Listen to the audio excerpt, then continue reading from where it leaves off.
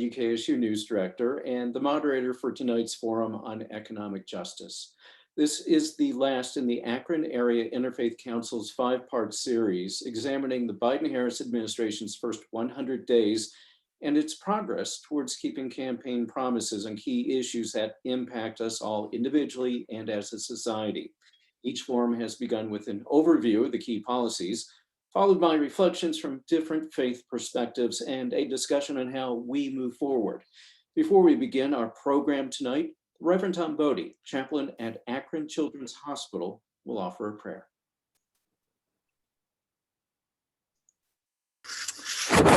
Spirit of life, so many persons have come to us through history, those we have called teacher, some even saint.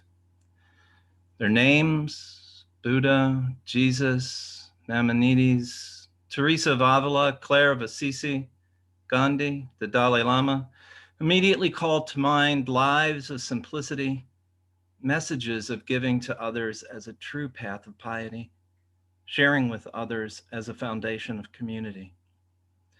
And yet, a cursory look at this country's economic data would make it seem as if we hold only their names in reverence, not their lives and messages. 1% of our families hold 40% of all our wealth. Welfare reform has come to mean eliminating people from the rolls instead of including them.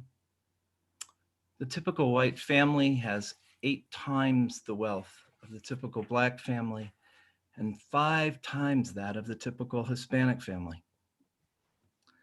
This evening, may we consider the possibilities for change, for evening up the ledger sheets, as it were. Now more than ever, our world needs the teachings of our revered spiritual forebears to be more than mere words. Tonight and all our tomorrows, may we live with open ears, hearts, and purses. Blessed be. Amen. Tom is a member of the committee that developed this forum in the spirit of the more than 40-year history of the council to bring together diverse views in our community to work together to find solutions. The other members are Kathy Ress, Connie Dubik, Alan Fortnoff, and Tiffany Thorne. Wave hi to everyone, guys. Because each of these gatherings is a conversation with a purpose, and each of you is key to this conversation, we welcome your thoughts and questions tonight via the chat function of Zoom. Deb Klein of Cleveland Jobs with Justice has more on the tech end of things. Deb? Thank you, Andrew. Good evening, everyone. I'm just want to let you know and remind you, everybody will be on mute for the entire discussion. If you have a question, please put it in the chat and Andrew will read your question. Thank you all again for coming, and I'm going to mute now. Thank you very much, Deb. Every issue we've addressed in the previous 4 forums, immigration, healthcare, race, and environmental justice, is crucial in defining how we will live and grow as a community. But a shared thread throughout the series is the topic of our final conversation tonight: economic justice. The US has the highest level of economic inequality among the G7 nations, and a recent study by the Pew Research shows the Black-white income gap has persisted over decades and even grown since the Great Recession. Middle-class incomes have grown slower than upper-class incomes for 50 years, and the wealth gap between America's richest and poorer families more than doubled between 1989 and 2016. More recently, the impact of the economic collapse that came with COVID landed hardest in almost every way on people of color and the working poor. Leading off tonight's examination of America's economic landscape is Brant T. Lee, the University of Akron Law School's Assistant Dean of Diversity and Social Justice Initiatives. Joining him with faith reflections will be Rabbi Joshua Brown of Temple Israel and the Reverend Michael Howard of the Living Waters United Church of Christ. Professor Lee's classes at Akron include feminist and race theory, employment discrimination, and problem solving. He was counsel for the U.S. Senate Judiciary Committee and a White House Special Assistant, and chairs the Akron Civil Rights Commission. His recent articles include The Network Economic Effects of Whiteness and The Devil in the Details on Intelligent Design, Racial Conspiracy Theories, and the Theology of Whiteness. A native of Atlanta, Rabbi Brown joined Temple Israel in 2016 after serving congregations as widespread as Nebraska and North Carolina. He's passionate about social justice, parenting, education, and interfaith and interracial dialogue.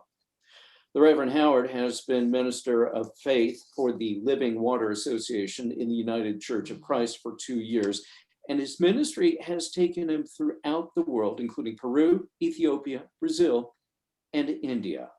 Professor Lee, we'll start with you. Would you please lead us off with tonight's conversation?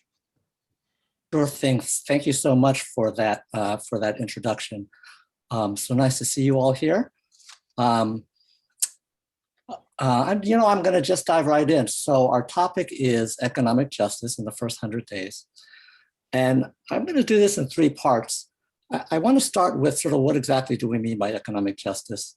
And then once we figure that out, do an assessment, right? What has our status been? How are we doing? And then we'll see whether the first 100 days meets the challenge, right?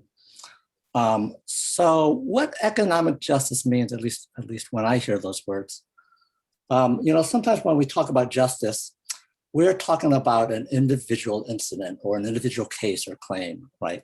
Was justice done perhaps in a class action lawsuit or in the allocation of budget money to this program instead of that program, or even spending to help particular people? And when you look at it that way, right, some actions can seem unjust in a narrow sense, right?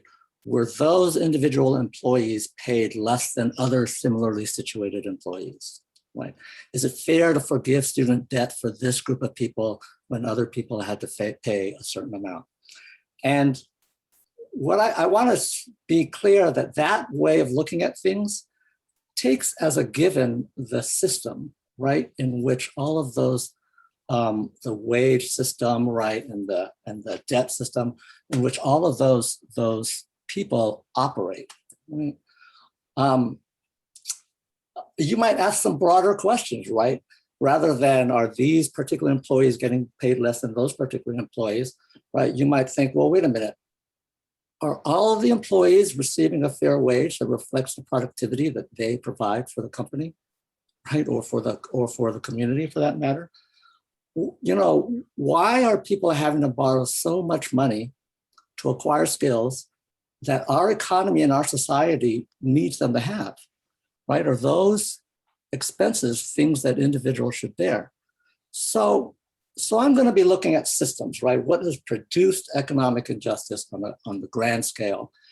And so let me now sort of set the stage with a description of the state of affairs that President Biden is confronting. And I've rarely been upstaged by the prayer, but I'm going to use some of the same numbers. I'm going to focus on wealth, and I want to explain why I'm doing that, because there are lots of different ways to measure what's going on in the economy. I want you to recognize how important it is to have a little financial cushion. That's what wealth represents, right? A little financial cushion means that when your student loan check is late, right, you can still buy your books and not start off the semester 3 weeks behind, right?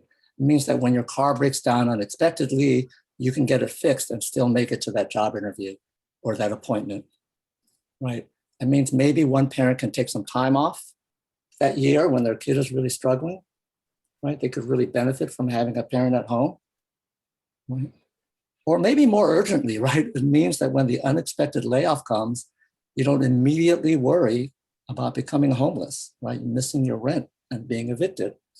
Or when the health emergency comes, you don't also miss a mortgage payment and lose your home. And sometimes it's not even the wealth in your bank account, right? It's when you're in denial, but deep down inside, you know that if all else fails, your parents will take you in or lend you the money. And that gives you the courage to take that risk, right, to start that business or to pay that tuition or to quit that job that you hate without knowing what comes next. So wealth is really important from the perspective of being able to live a full life. Right? And I don't mean by that of course that your goal is wealth, right? I'm just talking about how some wealth, right, really really helps to smooth the ride, right? So you've heard the numbers. Some of these are repeated and some of them are not. The top 1% of all families own 40% of the wealth. The bottom 90%, it's kind of weird to say bottom when we're talking about 90%. The bottom 90% own less than a quarter, right, of the wealth. The bottom 10% have negative wealth, right? They're $1,000 in debt. Right? And all of those distributions have gotten worse in the last 30 years. Right? Half of American households could not handle an unexpected $400 expense without borrowing money or putting it on a credit card that they're not going to pay off. 25% of Americans forego medical care because they can't afford it. And if you look at the racial inequality, it's worse, right? So for every dollar that the median white household has in wealth, the median Black household, you know, when I ask this of students and they guess that it's lower, they guess that a median Black household might have 90% of the white wealth or 75%. The answer is a dime, right? The answer is 10%. And that number is about the same as it was 50 years ago. So is that because our economy as a whole is not functioning well? You know, in 1930, John Maynard Keynes predicted that technological advances would lead to increases in productivity of sort of fourfold or eightfold, right, in the next century. And he was right. We're almost a century in. Productivity is about 8 times what it was when Keynes made that prediction. But when he made that prediction, he thought that that meant that productivity would be so high that American workers would have so much leisure time they wouldn't know what to do with it. And that has not happened.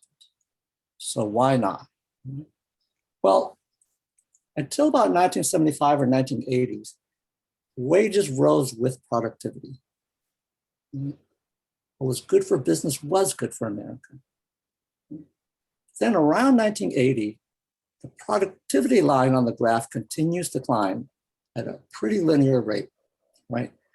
And wages start to stagnate relative to productivity. Right? So the share that goes to workers flattens out. Right? And when you think about the purpose of an economy, right? There's some ways in which the economy is doing very well by, right? Gross domestic product, right, is growing. We have had a lot of growth over the years. The Dow is certainly doing fine, right? But there's this famous book, well, not that famous. Wendell Berry, a favorite of mine, wrote this book called "What Are People For?" Right?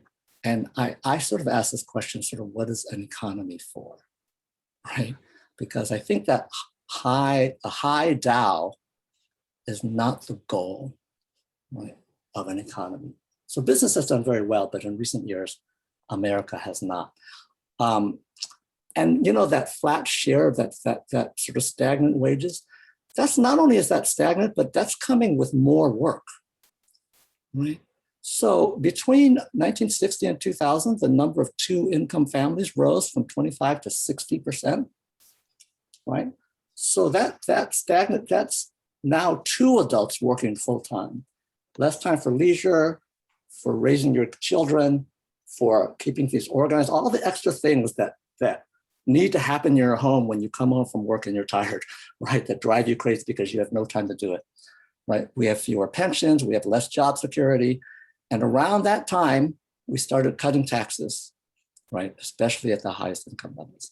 And if you add to all of that, the ways in which the accumulation of wealth that was broadly shared, right, in the post-war decades, that excluded Black people, right, through redlining, restrictive zoning, blockbusting, fewer benefits from the GI Bill, outright discrimination, and the distribution of government benefits. And of course, some outright violence and terrorism, right? So that 10% that Black people have is 10% of an already vastly unequal distribution. Right?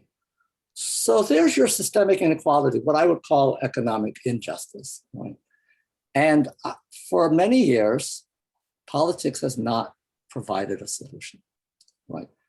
There's been too much resistance to something that might be called socialism or wealth redistribution, or maybe there's been resistance to the risk of supporting people, right, who might not work as hard as you would like them to work.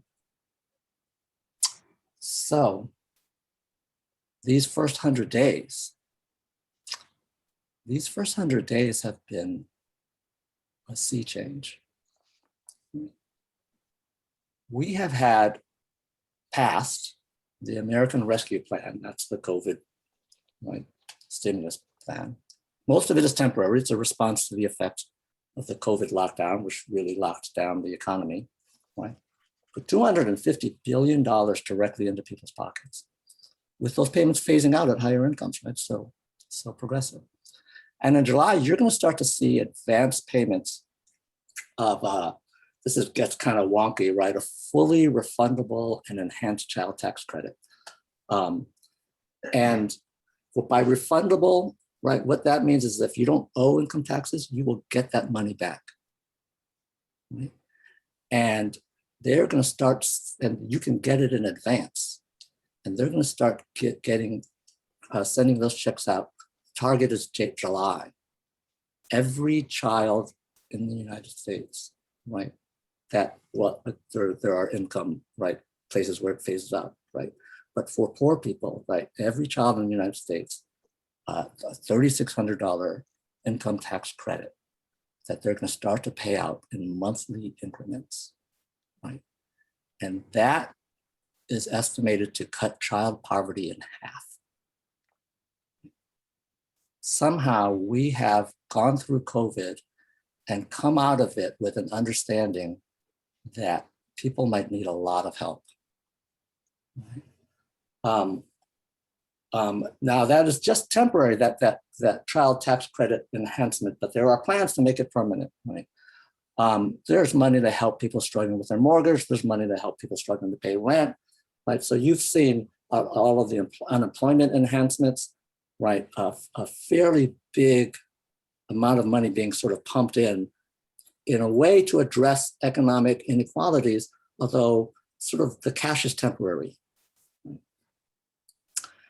And then these have not been enacted, but they've been announced, right? And I'm just gonna touch on these and we can go into more detail if you like, but the American Jobs Plan they proposed, that's the infrastructure plan, $2 trillion, all paid for by reversing some of the tax cuts for the very wealthy that have been enacted in recent decades, right? And by infrastructure, they're focusing on community institutions in poorer neighborhoods, very broad definition of infrastructure that includes rebuilding in some places schools and community colleges, removing lead from the pipes, right? That particularly affects older urban areas, providing high-speed internet, right?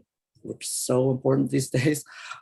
For if this video is a little laggy, then you know that we need, right, to have more access to high-speed internet. And even more, I think, exciting to me and has gotten a little bit less press because it came second, right? The American Families Plan, that's $1.8 trillion, another $1.8 trillion, right? To make community college free, to provide universal preschool, to allow paid family and medical leave, support for childcare. Paid family and medical leave, one of the last industrialized countries, right, to have this, right? What we have is we allow you to take leave unpaid, but you can go back to your job.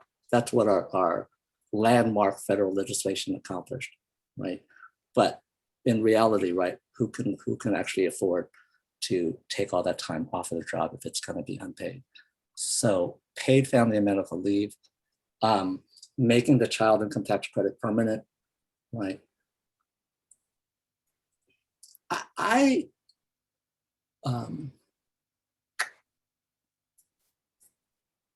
You know, you all watched the presidential election, and you know that, without sort of getting into politics too much, that the president ran as a relative moderate. And I think it's still hard to necessarily look at him and think of him as necessarily some kind of a rabble rouser. But these proposals, this first 100 days with regard to economic injustice has been a real breakthrough. And I think that what we maybe could spend some time discussing in the question and answer period, if you want to pursue this, is like, how did that happen? Why is it that it is possible for one of the major parties to put this on the table, and when it has, through the decades, not been possible to dream that big for a really long time? And I think that I suggest that as a possible follow-up topic, because I think that's a question of morals, spirit, of a question of the soul. So those are my introductory thoughts on economic justice, and I look forward to my colleagues' responses and to your questions. Thank you very much, Professor Lee, and thank you for reading my mind there and knowing what I was also thinking about a potential question when we get to the Q&A section. You raised some really interesting points, which we will circle back to. Reverend Howard, let me bring you into the conversation now. Let me get to your reflections on economic justice in this country and where this stands. Yeah, so let me take a moment here at the beginning just to remember that in 1970, the National Guard fired into a crowd of young students at Kent State. And that's something that has haunted me and haunts, I think, the history of our area. So I just wanted to name that before I then say how much is it an honor to have been asked today to come and speak to you on this topic. I want to begin my reflection tonight with a quote from a Jewish shaman from the 1st century who was ridiculed by religious leaders and publicly executed as an enemy of the state because of the power of his words. So according to a writer by the name of Matthew, he said, "Blessed are the poor in spirit." I'm tempted to do the easy work of retelling history or quoting statistics or picking political boogeyman, but that wasn't what I was asked here for. I was asked to give a special reflection from my own faith perspective on economic situation that we find ourselves in. In my tradition, we don't speak for each other. Our tradition of the United Church of Christ is rooted in a strive for unity while honoring each individual's freedom of personal conscience. So I'll begin with a word that you likely won't hear many liberal mainline faith leaders use, and this is coming from my perspective of this situation. The word is sin. Sin is a powerful word, and I think it's not used often for probably good reasons. But I'm coming from today, sin's not just a rebellion against God, it's a violation against the well-being of all creation. And what gets trickier to deal with is the point where we seem to get stuck is, how do we talk about collective action and decision-making? The decisions of others that have shaped the world around us and caused it to be the way it is. Where both political and religious leaders have conspired together for generations to ensure that we continue to invest our best resources into some communities while excluding others. Christian leaders especially. And so, yes, this is the story of systemic racism, where maps of our neighborhoods were drawn by red lines to make it crystal clear that Black bodies belong in places that were off limits from economic investment, while white communities and other more desirable spaces were given government subsidies to build homes, to go to college, to build a brighter future for the country. But this is also the story of denial, right? A generation or two ago, Michael Harrington wrote this. He said that the poor are invisible is one of the most important things about them. They're not just simply forgotten, as in the old rhetoric of reform. It's much worse, he said. They're not seen. And so I ask, what are we to do? Well, I think one answer, rarely explored, lies in where we choose to place our bodies, where we choose to reside. One biblical scholar named Ched Myers, he wrote that today the population of our country is as diverse as any in the world. Social groups vary according to many factors: age, cultural or linguistic background, native intelligence, physical ability, sexual expression, religious belief, economic practice, and so on. But we must not confuse, he says, how they're different with what divides them. It's when differences are used first by some to exercise domination over the others, that's when they become divisions. But so much of our Christian efforts to proclaim good news means moving from the greatest to the least. Urban ministry, for instance, often takes this shape of suburban churches and urban strategists reclaiming the cities through so-called outreach ministries, which include after-school programs, building projects, and food pantries, and many of the churches that I work with are the same. But as one theologian put it, through these activities, we somehow feel that we are now bringing God back to the cities, as if God had also left when our mainline churches joined a white flight from the cities back in the 60s. But what if God did not leave the city when the churches left? So all around us are divisions constructed to keep us in denial, distancing us from the realities of everyday life for those who struggle for their existence. So in talking about the walls that divide us, I want to focus not just on whether the president has kept the promises that were made, or whether the proposals and the things that have passed are going to make a difference. I want to ask the question of what our response should be, what people of faith should think of. Ched Myers, he quotes from the writer Annie Dillard, and I like this quote. He says, "You hammer against the walls of your house and you tap and lightly everywhere, you know what to listen for. Some walls are load-bearing walls. They have to stay or everything else will fall. And other walls can go with impunity. You can hear the difference. Unfortunately, it's often the load-bearing walls that have to go. And we've got to knock it out. Duck, she says. That has to go. Knock it out. Duck. Courage utterly opposes the bold hope that this is such fine stuff that the world needs it. Where are the barriers? Where are the boundaries? Where are those walls that divide us in our communities? What is it that we have to do to get to a place where we're no longer in denial? Well, I think this is what it is. I think we can't drive on routes to the city by taking interbelts into money-making centers of our city while bypassing the majority of our residents. We can't no longer live in the world as if the world was made for us. And I'm speaking specifically for white, upper middle class, religious folks who wouldn't know otherwise. We would not claim that this is against us, that we have done something wrong by choosing where we would live and where we would send our children to school. But yet those divisions have kept us divided. So if you live in Akron today, what is it that we can do? I'm going to quote back to my quote from Jesus, that Jewish shaman whose words continue to haunt us. Blessed are the poor in spirit. We have some notion that what it means to be poor, but I don't think that we have a good notion of what it means to be poor in spirit. I think poor in spirit is what happens when you lose all hope. So I want to finish with some encouraging words from one of my favorite writers, Rebecca Solnit. She says this, she says, cause and effect assumes that history marches forward, but history is not an army.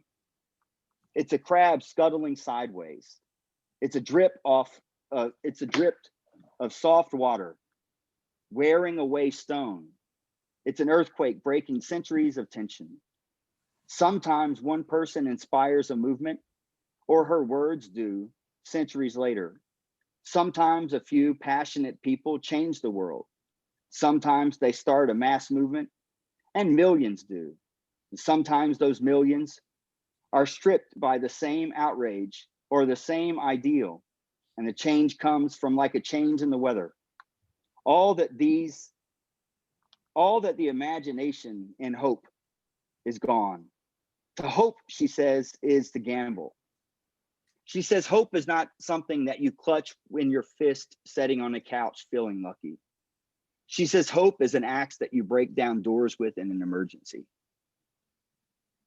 What I think our people of faith today are called to do is not just rely on the government and government programs, which I hope and pray, as we have heard, will make a major change, but that we will change, that people of faith will realize we need each other, that we will work together.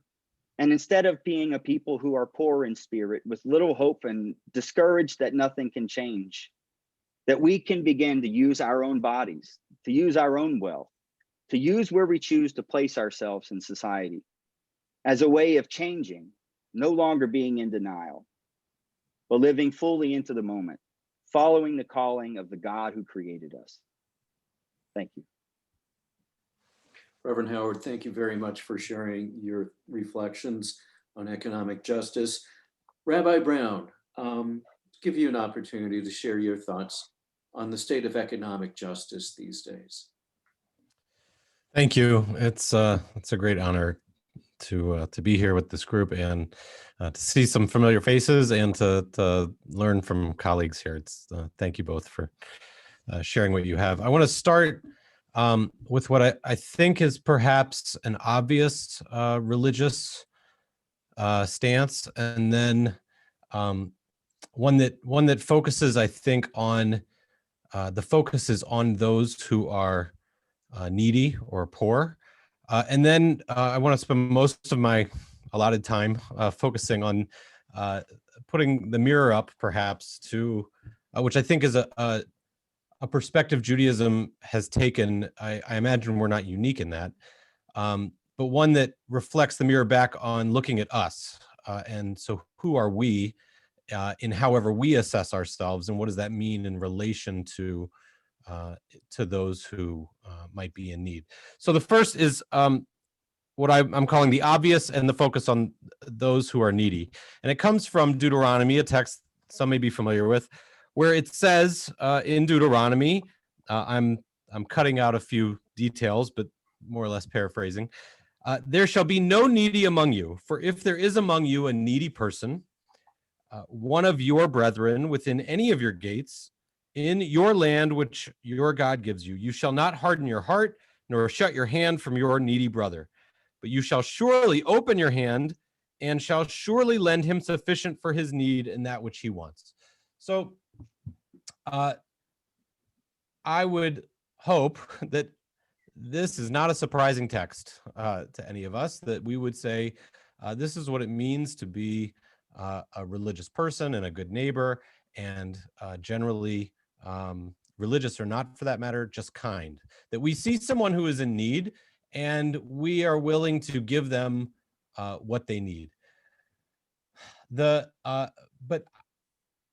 if we focus now, I think that is perhaps simplistic because we don't always know what people need, and we tend to, I think one of our challenges is that which that text perhaps ignores, is that what happens when what I give leaves me in need in order that somebody else find what they need, which, right or wrong, is often, I think, how we sometimes look at the world.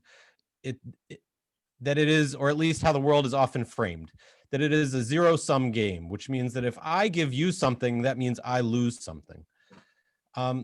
So when we don't look at the other person and compare ourselves, but rather look at ourselves, there's a text from the rabbis that is I think about as succinct a quote, summarizing lots and lots of other comments and stories, which is, the person who is happy is the one who is content with their lot. So I would ask all of us, what does it mean to you to be content with what you have? Is that healthcare that you can rely on? I think much of what Professor Lee was sharing early on, is it feeling that if you have a surprise bill, as I did with my car this week, that doesn't mean that my family is going to go hungry. So what does it mean not to have wealth necessarily, or not to be privileged, or to be ahead in some race, but what does it mean that I am content? And so there are two stories that I think are on either side of, they give two different examples. And I think what's unique about this is it's not about an amount of money, even though in our society that may be able to be deciphered. So it's not about having X amount of dollars and therefore you're content. So the first story is there's a woman who was of means, and we like these stories of anonymous villages from we imagine them at least in Eastern Europe. So you're in a village and everybody knows each other, and there's a woman of great means, and she always offers employment to those who are needy financially. And there's a man who clearly is in need, who's poor by their standards, and his friends say to him, "Why don't you go work for this woman? She always gives us work, and it allows us to earn money so that we can live." And his response is, "Money? I hate money. I don't want money." Now that is not to say that in our world that would work, but part of what he is saying is I don't need money to be happy. I need other things, and I have those. So don't look at me and call me poor because I don't have the material items that you think I should. I have a lot of things, and I don't need that money. It's Abraham Joshua Heschel, who was a great 20th century social justice leader and rabbi who marched with King. He tells this story, and he likens it to the Industrial Revolution and the social effect that it had, which was an obsession on making more while ignoring what we needed more for.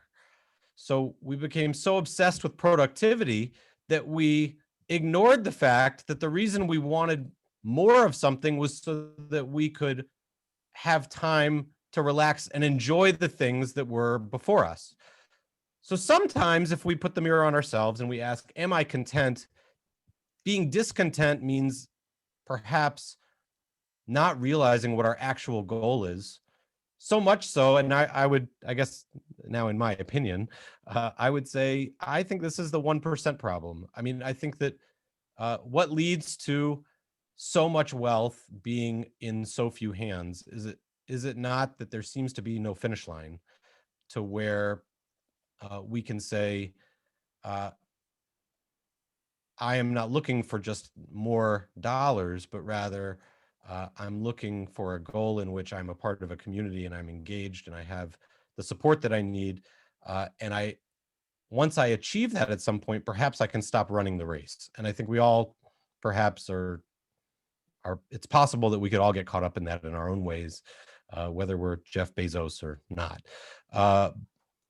So let me give a second example, not of a person who's financially needy, but rather of our tradition around the spring holiday of Passover, which many of us just experienced.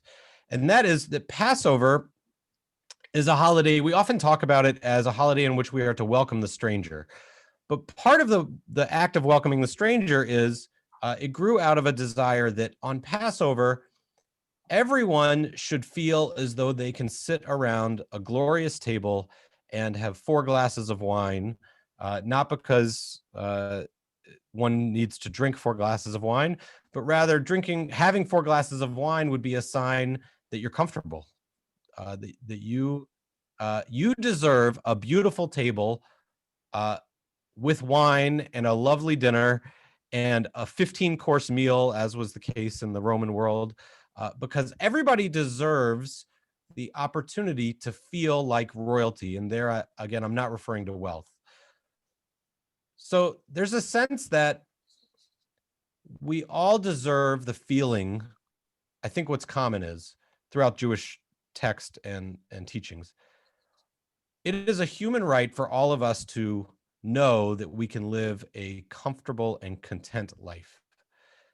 And I think what we have to struggle with is if perhaps by our Western culture, we are of means, then I think we have to ask ourselves, have I lived well beyond what makes me content?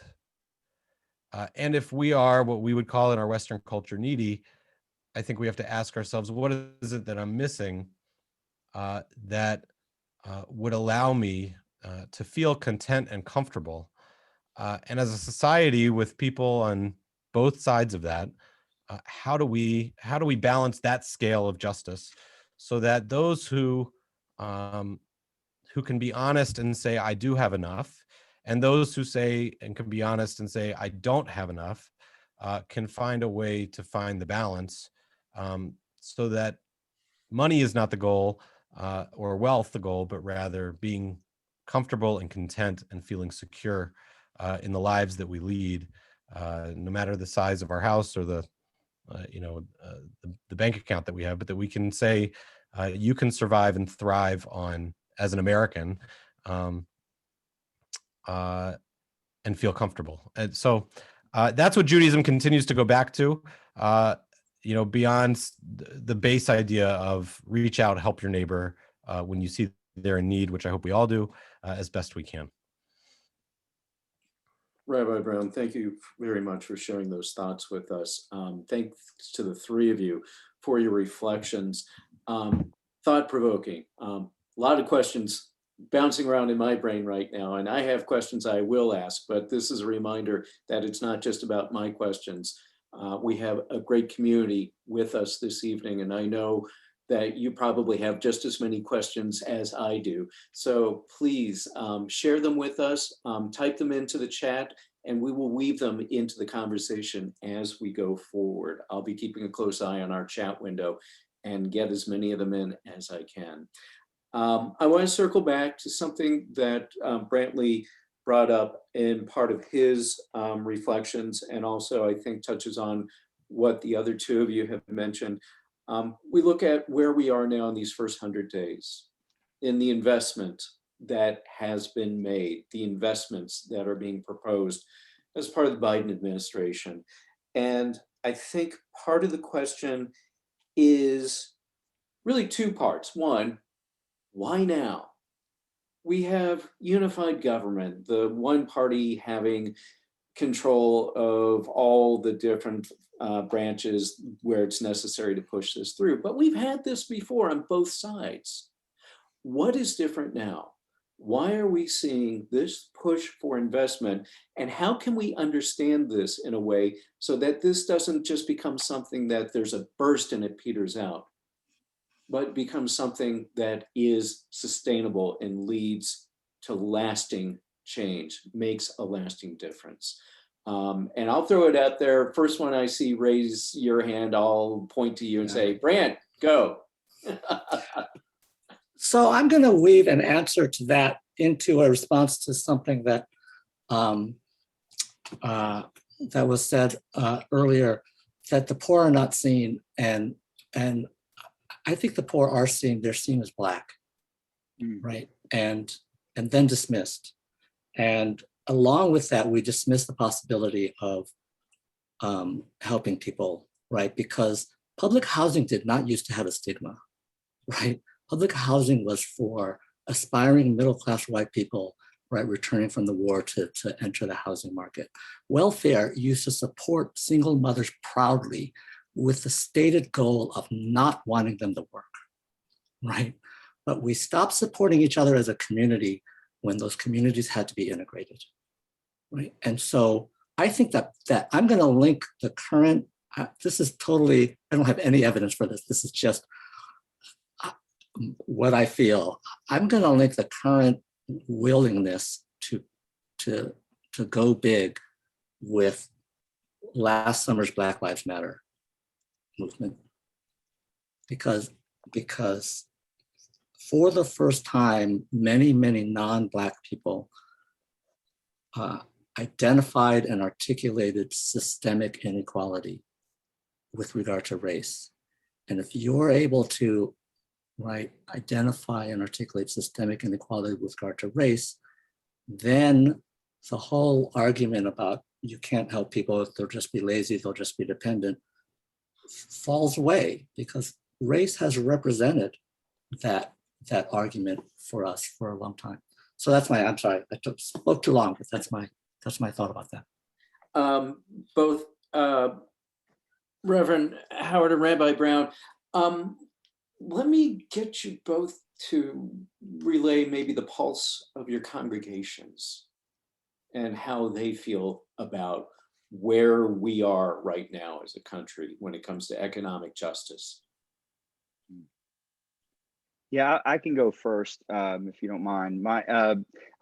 So I'm a part of a new organization, I guess, function inside of the life of the United Church of Christ.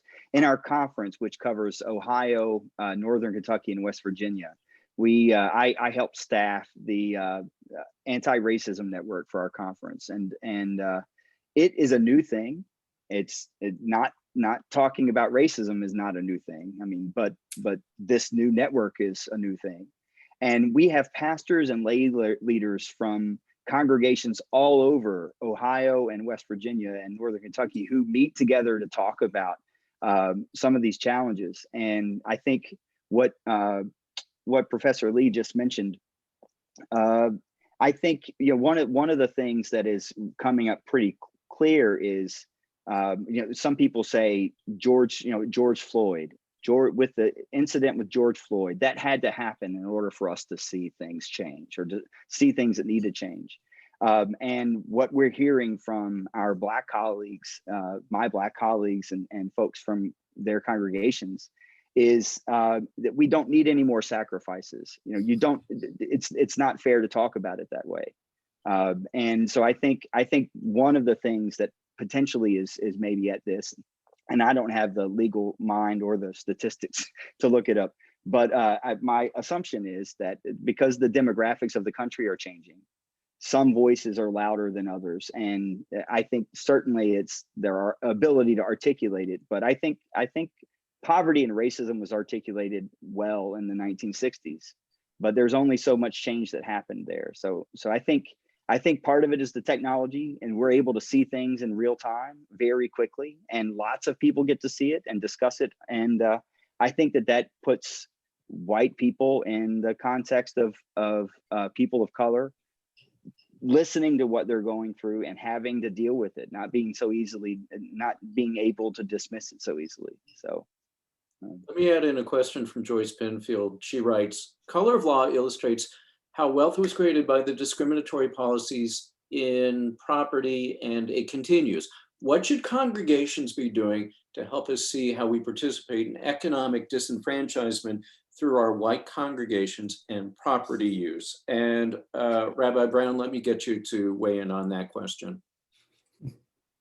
I have an answer to the previous question too. Say the second question again. Sure thing. Color of law illustrates how wealth was created by discriminatory policies, anti-Black, in property. And it continues. What should congregations be doing to help us see how we participate in economic disenfranchisement through our white congregations and property use? You know, I think I don't have a great solution. I would point to the Catholic Church, actually. One of the differences, and again, I'll quote Professor Lee. I don't have statistics on this, but I would say this is my feeling and an observation. Unlike many mainstream progressive middle or upper middle class churches, synagogues, mosques, the Catholic Church, I think, has generally been more geographically anchored. So when white Catholics moved to the suburbs, many of the Catholic churches stayed. We see that in Akron. And by staying in the urban centers, the Catholic Church remained committed or at least in relationship with the urban centers and a more diverse population. I know, having lived a little bit on the West Coast, this is overwhelmingly true with the Latino population, that the Catholic Church has been very much on the forefront of the immigration issue, for instance, because they have been that is their community. So our challenge is, so again, I say, I don't know, I think certainly for my synagogue, and I would say for most American synagogues, white flight was a part of our community, and the synagogue faced at least what it thought of and was probably right about, a choice of staying in urban centers that were more diverse economically and racially, and not having any Jewish people in their pews, or moving to white suburban middle class neighborhoods. And the sacrifice was diversity and awareness of your neighbor, and awareness of exactly what you're describing in that question. So in some ways, I'm not trying to dodge the blame of it, but I think the reality was that through the last 50 years, especially maybe a little bit more post World War II, that our white communities became quite suburban and our houses of worship followed suit. And that's I don't think we have figured out how to right that ship in a way that we're yet seeing any success with. Again, why I would point to the Catholic churches, I think they didn't leave as quickly. And I don't know the statistics on that, but generally, as I drive through cities, I see that. To answer your previous question real quick, I would just say, this is perhaps also within the context of a very racially separated sort of perspective in some ways, which is what I hear and see in my congregation is, this predates this last year, is people are scared. They are scared financially because they do not believe that their children, and especially their grandchildren, will have it better than they have. And they do not think, even if we can step back from their individual lives and we say, well, you've got a vacation home and you've been a professional and you've retired and you've got, you are set. You talk to those people and they say, I am scared for my grandchildren that they will not have opportunity and they will. So I am reserving my wealth in every way possible so that my grandchildren will have an opportunity that they may not be given by the environment.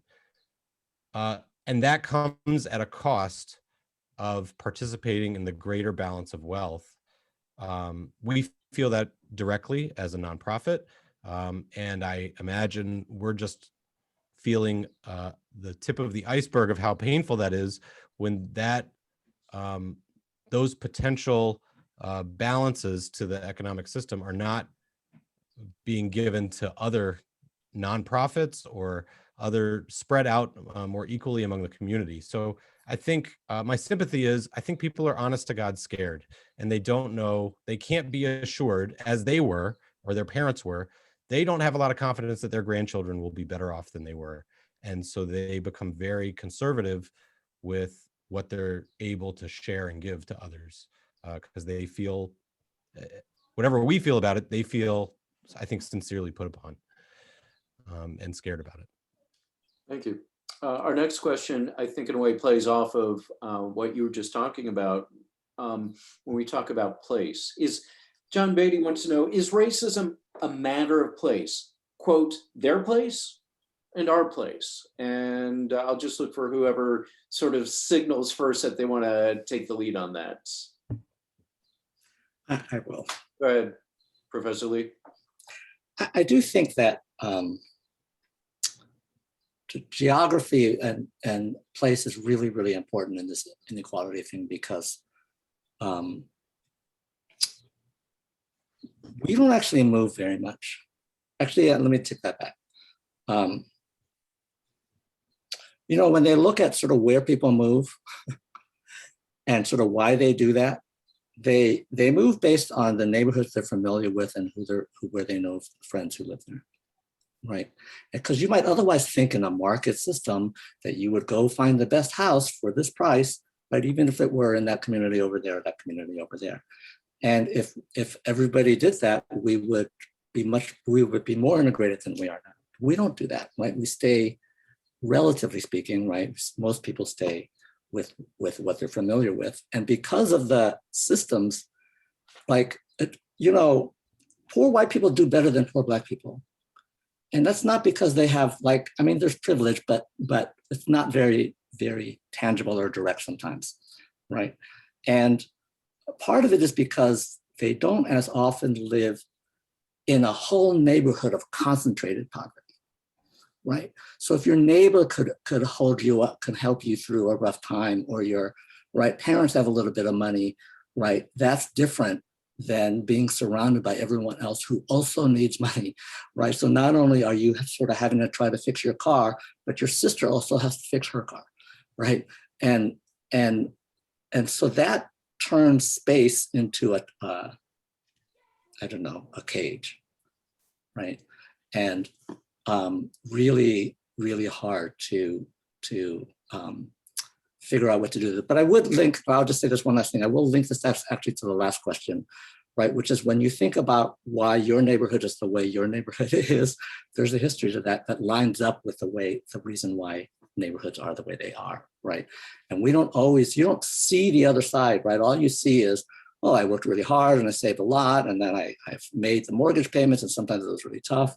Like, there's no reason for you to know that, you know, that Black person was working just as hard, but the bank wouldn't talk to them, right? So it's in some ways reasonable to be ignorant of that, but kind of not anymore. Reverend Howard, Rabbi Brown, do either of you want to weigh in on this one? Yeah, I think that was exactly where I was getting at with what I was sharing. I think absolutely place is not just an important, maybe the central variable about racism and economic poverty, but when it comes to thinking about justice, and I appreciated Professor Lee, I appreciated your discussion about what that is. For me, justice is wholeness. I mean, justice is what life is. I mean, in my faith tradition, justice is salvation. And the thing I think this, for me, is the problem, is that not enough of us live as if our salvation depends on it. So we don't choose where we're going to spend our money based on the difference that it makes to the economy. We don't choose what products we're going to buy, where we choose to work, where we choose to send our kids to school, where we choose to build our homes or buy our homes. I mean, some of us live in homes that you could buy an entire city block with and completely transform. And many of our communities don't really need a lot of money. They just need enough, just enough. And I think that that absolutely is about place. And I think place and economics is part of American history that too many of us don't pay enough attention to. Yeah. Rabbi? Yeah, no, I would agree. I think one of the experiences that the Jewish community happens to be going through right now, which is certainly related to Black Lives Matter, and I think the nature of where the country is, but perhaps is a little unique, is as such a small minority among minorities, the Jewish community has been unable to avoid, despite great efforts, to separating ourselves. So our children are marrying people who are not Jewish, despite many of their grandparents waving their fingers, at a rate of 80 or 90%.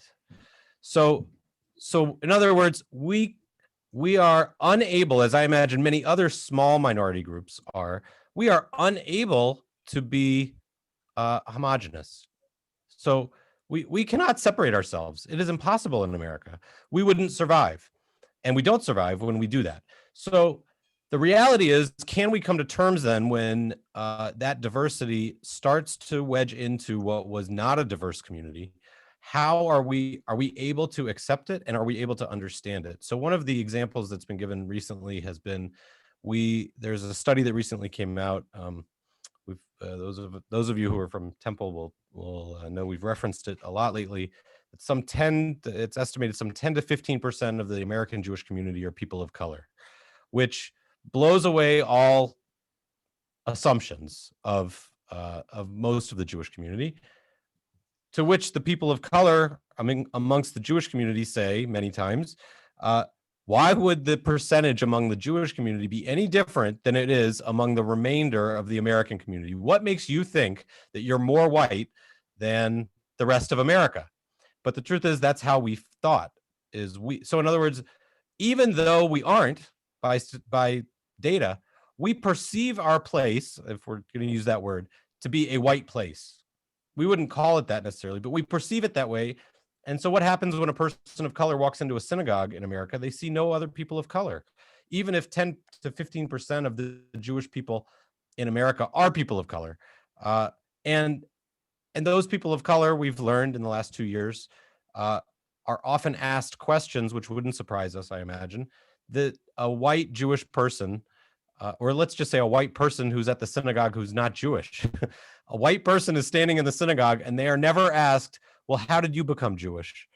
But if you're a person of color and you're standing in a synagogue, I would guess there are probably many churches that would say the same thing, that the Jewish question is, well, I don't understand. How could you become Jewish? You know, I was never asked that.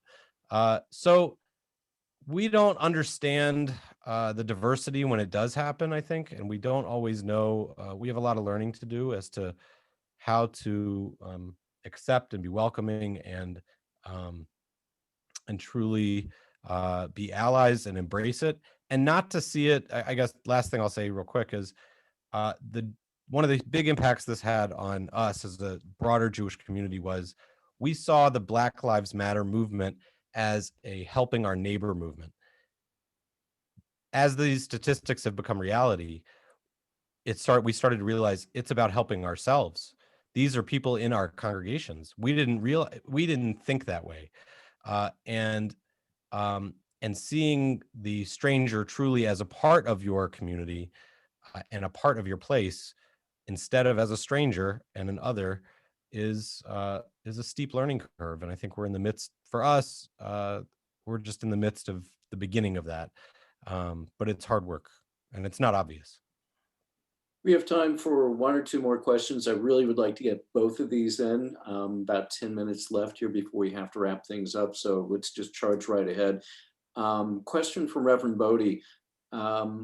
Is there a theory of distributive justice that should guide Joe Biden, one that could bring contentment? Because he can't call it socialist.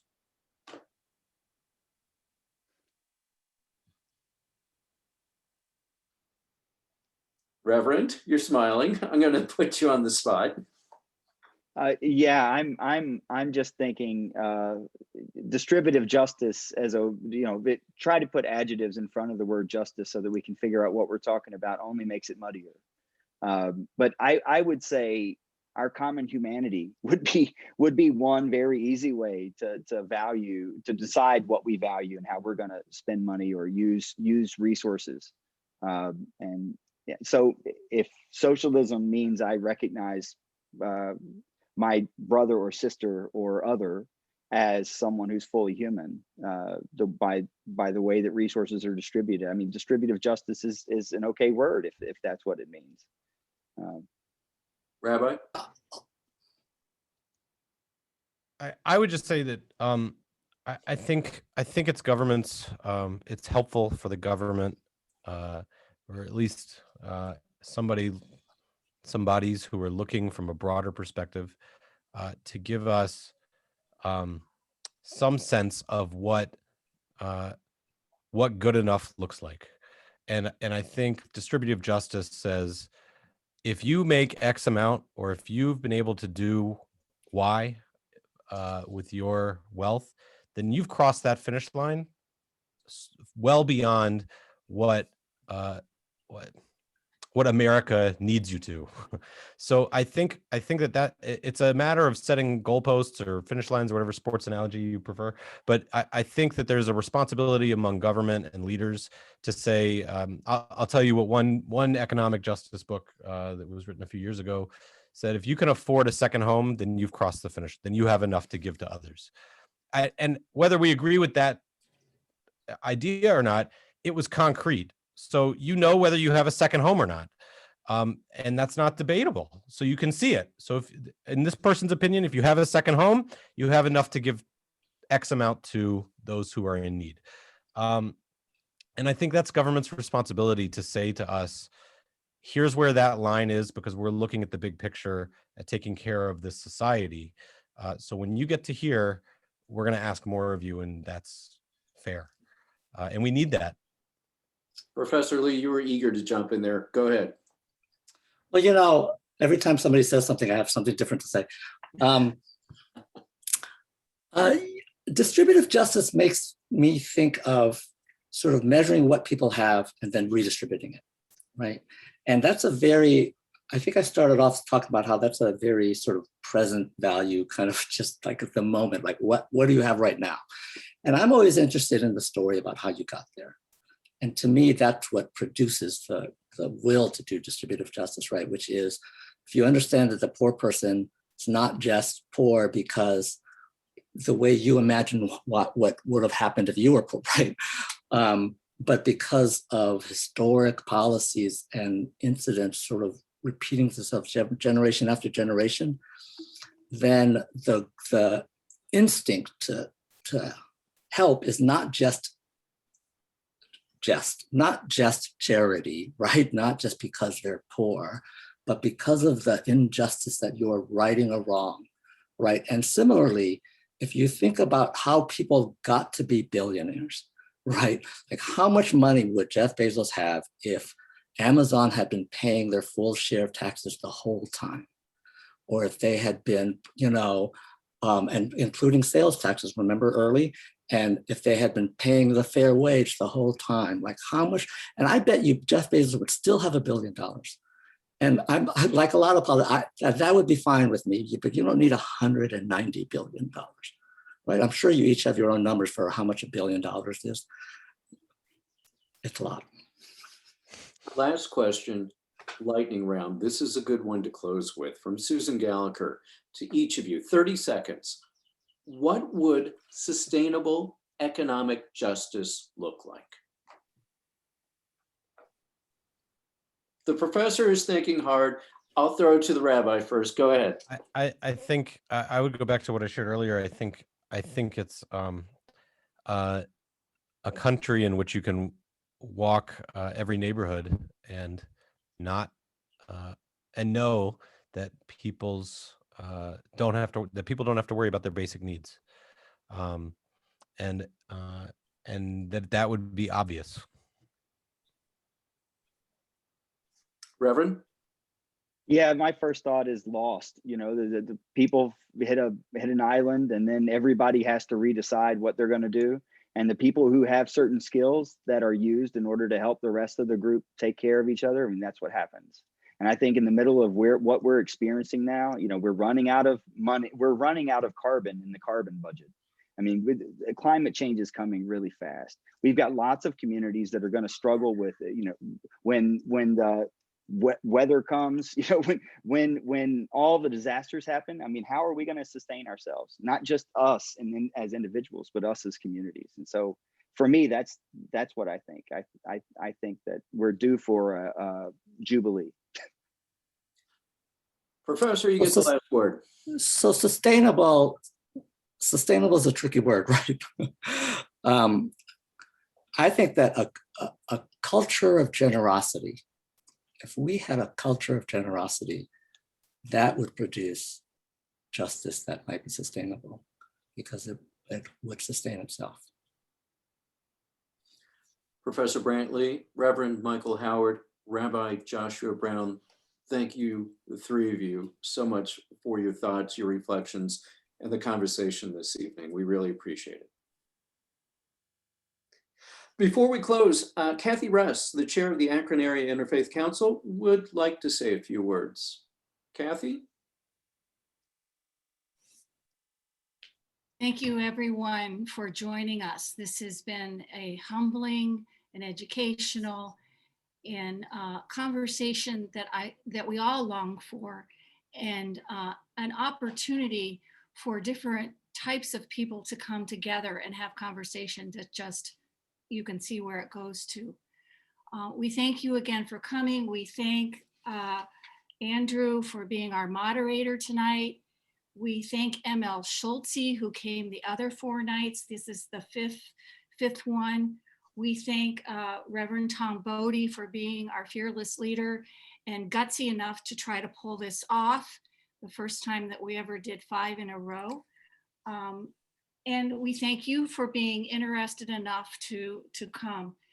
I would just say, if you'd like to see more of this, let us know. Visit us on our website, make a little donation so we can cover some of the costs. And please come back. There's so much to do, and we hope to see you in the future. Thank you. Thank you very much. And thank you, all of you, for joining us tonight. For any and all these 5 forums, by the way, it's been the Interfaith Council's history and mission to ensure that our community doesn't just talk about these issues, but brings together the diverse perspectives and strengths of the Akron community to take action and make meaningful change. If you'd like to join the council, you can get more information at their website, akroninterfaith.org. And if you'd like to see this or any of the other previous conversations, they are available on Facebook. And again, thank you everyone this evening, and keep the faith.